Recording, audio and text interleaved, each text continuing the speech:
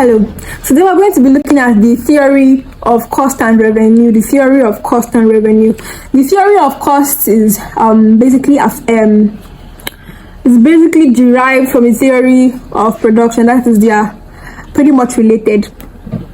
So, according to a layman, what is cost? Cost is just basically those expenses that was incurred in the production of a good. The expenses incurred by an entrepreneur in the production of a good. But this definition does not really capture an economist's understanding of what cost is. So to understand that, we're going to be looking at two basic definitions of cost. We have the accountant's definition and the economist's definition. According to an accountant, accountants view cost as the explicit cost. That is the cost that is most associated with the production of a commodity. The cost that is directly associated with the production of a commodity. For example, it includes direct labor, payments for direct labor, capital to produce output. It includes machinery and all of that. The cost directly related to the production of a particular good. An accountant just looks at the explicit cost while ignoring the implicit cost. But for economists look at costs on both sides. They look at both the explicit cost and the implicit cost. They look at the explicit cost like payment of wages and salaries, cost of raw materials, rentals, and all of that. And also they look at the implicit cost, that is the opportunity cost of resources used in production. And what is opportunity cost? That alternative foregoing one thing at the expense of another. So economists looks at this thing as this cost as well. We have various cost concepts. I just explained what explicit cost is and the implicit cost, but let me just brief on that again. Explicit costs, these are the payments that are made for resources purchased from outside. Examples are payments for labor services, for electricity, raw materials, and transportation. They are the actual expenditure of a firm to hire, rent, or purchase inputs required in the production of a commodity. While implicit costs are the costs of the resources supplied by the owner. The cost of the resources supplied by the owner, like opportunity cost. Opportunity cost is an implicit cost for going one commodity at the expense of another. That is the cost that is the cost from the owner. I hope that is understandable. Then we have money or actual cost. Money cost is the amount of money that is used in the production of a particular good. The amount of money that is spent on a particular good and service. That is the actual payments incurred by a firm, the payments of labor, services, plants, machinery, equipment, etc. For instance, if a student spends 1,000 naira in buying a school bag, the money cost of purchasing that school bag would be the 1,000 naira. The 1,000 naira the student spent. But in the case of the students having two needs to satisfy, that is a school bag and a textbook, if the student decides to buy the school bag and ignores the textbook, the opportunity cost in that case will be the textbook because it was the alternative forgone. I remember I said the implicit cost basically looks at the opportunity cost of resources used in production. Then we have social cost. This is the cost that is borne by the general public or society due to the activities of others. For example, a manufacturing from an industrial or let's say an industrial that engages in the production of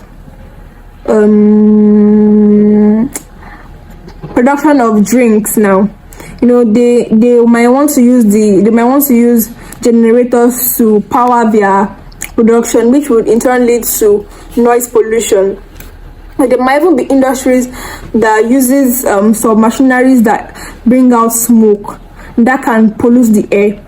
So this is what is known as social costs. Those costs that are borne by the entire society as a result of the activities of firms or as a result of economic activities. They're also known as negative externalities. They are known as negative externalities. A producer should endeavor to minimize this type of costs, in order to achieve more efficiency. We also have sunk cost. This refers to an expenditure that has been made and cannot be recovered. This is a cost that is lost forever once it has been paid. Basic cost concept. What are the basic cost concepts we have? In the short run, there would be both fixed costs and variable costs in the short run. The short run is a period that is not long enough for all the costs involved in production to be variable. So in this period, some costs will be fixed while some would be variable. Looking at the first cost concept, we have total cost. What is total cost? Total cost is basically the addition of both the fixed cost and the variable cost. Remember that in the short run, the cost of a firm are divided into two, that is the fixed cost and variable cost. Fixed costs are those costs that do not change in form, that is, they remain the same regardless of how production is taking place. Example are buildings, machineries, and all of that. They are not used up in the production of one commodity, rather the costs of these particular commodities are fixed, while variable costs are the costs incurred on those things, or on those factors of production that are used during the production process. Example are labor, the costs incurred in payment of wages and salary, the costs incurred while purchasing inputs. All these are known as variable costs. So total cost is just basically the summation of the fixed cost and variable cost. Looking at the diagram below, we have the fixed cost to be that point that is horizontal, that remains, that point that is horizontal, it remains the same regardless of how much or what, it remains the same. That is just basically what fixed cost is. Then total cost is the line sloping upwards, representing a summation of both the fixed cost and the variable cost. Like I said earlier, variable costs are just those costs that keep changing with changes in quantity of output produced. These costs change. They change with changes in the quantity of output produced. You can see the diagram below of variable cost. You can see that it is a curve that is not just stagnant, but it slopes upwards. Curve that slopes upwards.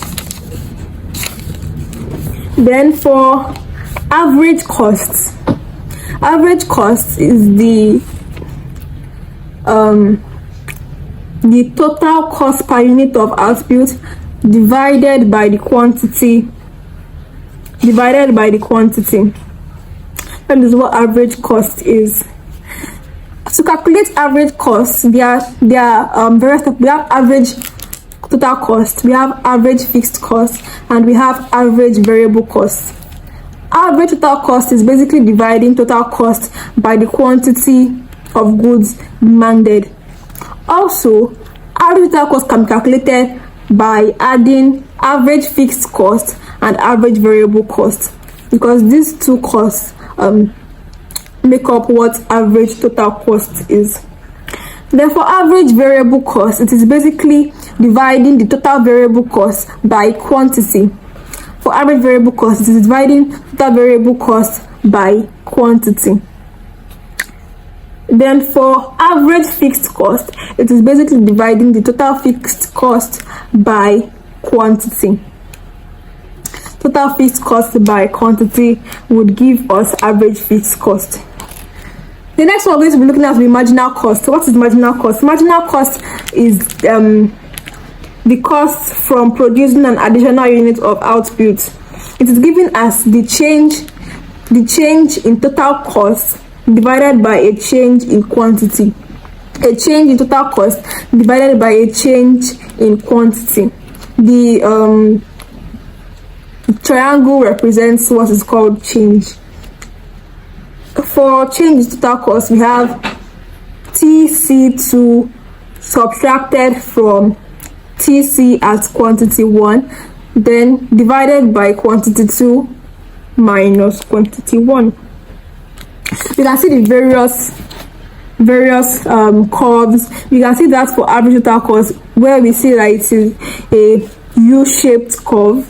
You can see for marginal cost. You can see for average fixed cost, where unlike the remaining curves, it has a more angular structure to it. Then we can see for average variable cost, which is also a U-shaped curve. We also have the long run curve. The long run cost curve is a curve where in this period all the factors are variable. That is, the concept of fixed cost and variable cost does not apply in this case because all factors are become variable.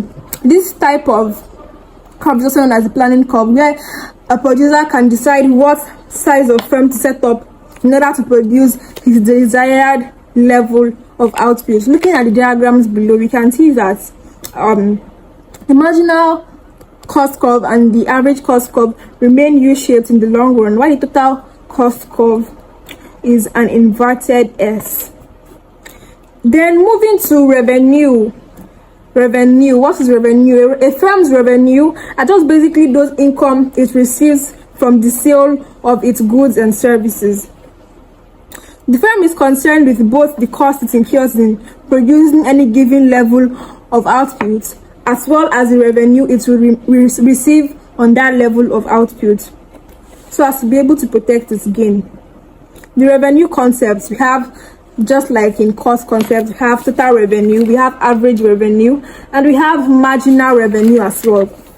Total revenue is the total amount of income a firm receives for any good or service sold.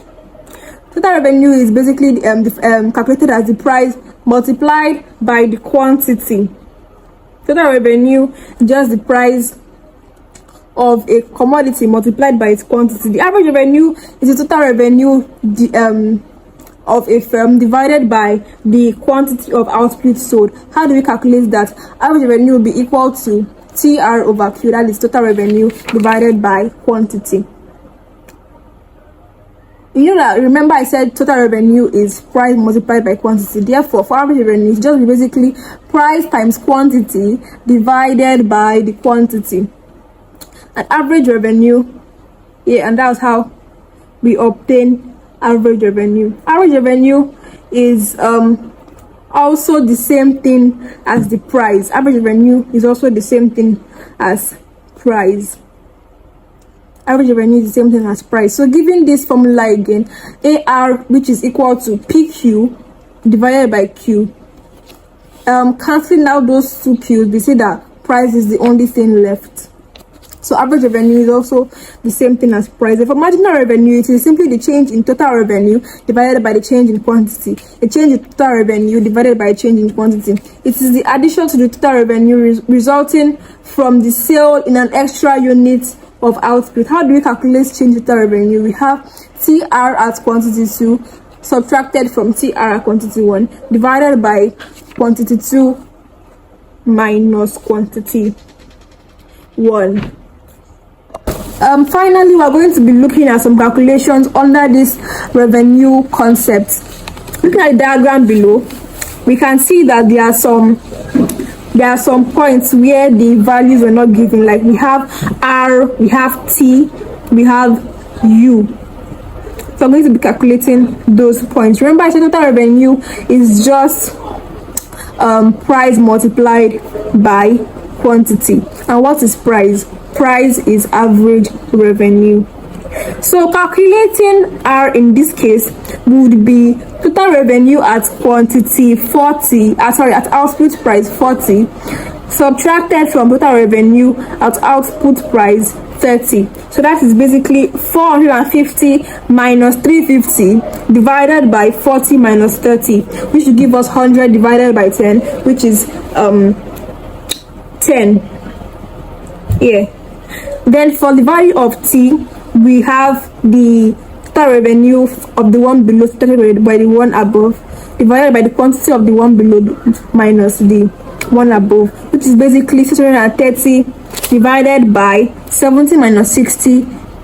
Sorry, it's basically 630 minus 600, which gives us 30, divided by 70 minus 60, which is 10, and then we have the price to be 3. The calculating U, remember the same formula to calculate cost and revenue. Using the cost we have below, we have 550 minus 500 divided by 50 minus 40, so it's equal to 50 divided by 10, which is 5. The second question states that, or asks, what will be the profit maximizing output of this firm?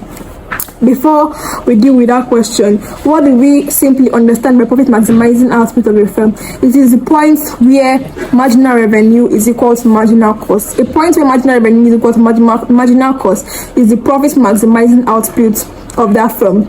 We also have a point where a firm will break even. That is when total revenue is equal to total cost.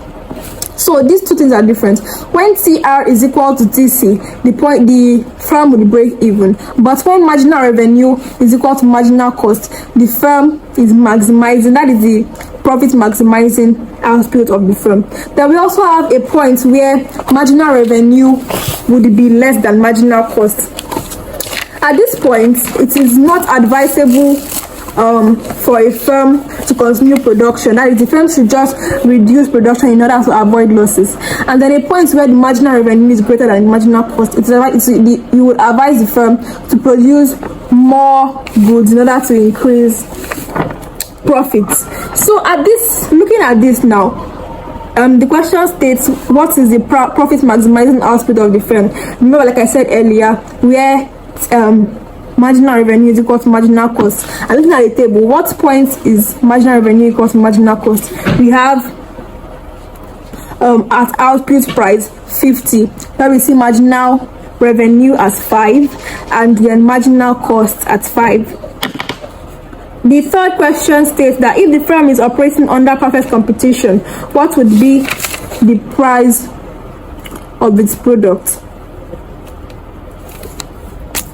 So that's basically it on the theory of cost and revenue. I hope I was able to fully give us or help us understand what cost is and what revenue is, and the difference between these two, their concepts, and also how to calculate them.